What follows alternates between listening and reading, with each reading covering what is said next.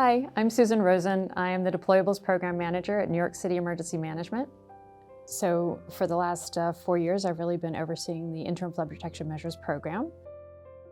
So the Interim Flood Protection Measures Program is really there to protect the critical facilities so that they can continue to provide services or get back to providing their services immediately after the storm to help New Yorkers across the city, or to protect those low-lying neighborhoods and protect the infrastructure there so that people can come back to their residences as quickly as possible. So the Interim Flood Protection Measures Program was established in 2016 when the city came to New York City Emergency Management and what was then the Mayor's Office of Recovery and Resilience, and asked what we could do in the short term to reduce flood risk at critical city facilities and some low-lying neighborhoods, while the city was continuing to design and implement long-term permanent mitigation at those sites. We have been using 3 different measures in our program since we started.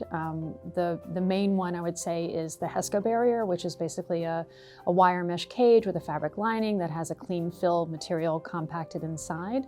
And we put those out wherever we can, where we're not going to be impacting traffic or pedestrian access or the operations of a site, so that we can cut down on the amount of activity we have to do in what we call the just-in-time period. And then in the just-in-time period, just before a storm, we would come back out there with our just-in-time contractors and fill in the gaps that we left for that access with either more just-in-time HESCOs or more often the sort of giant water-filled tubes that are called tiger dams, the big orange tubes. And then in some very specific locations, we are using something called a flood panel type protection, where there's a post on either side of a door or an opening, and then you have like a 2x6 aluminum panel that slots in and creates a barrier against the water. I always like to point out that IFPM is not a life safety program. So if there is an evacuation order, all New Yorkers really need to follow that evacuation order and leave, even if that is an area that's protected by interim flood protection measures. So a lot of coordination, a lot of conversations, a lot of sort of pre-season outreach to make sure everybody's aware of their roles and responsibilities and things like that. One of the things that we are constantly doing is trying to do program improvement, and one of the ways that we do that is to do exercises and training.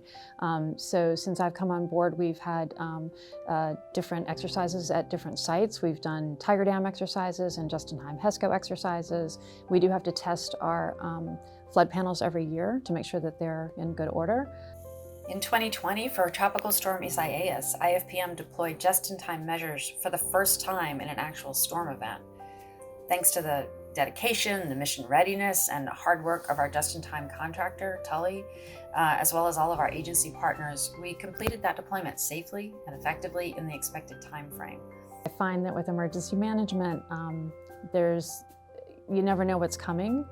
And I think that I love problem solving, and I think that's a really important skill in this world.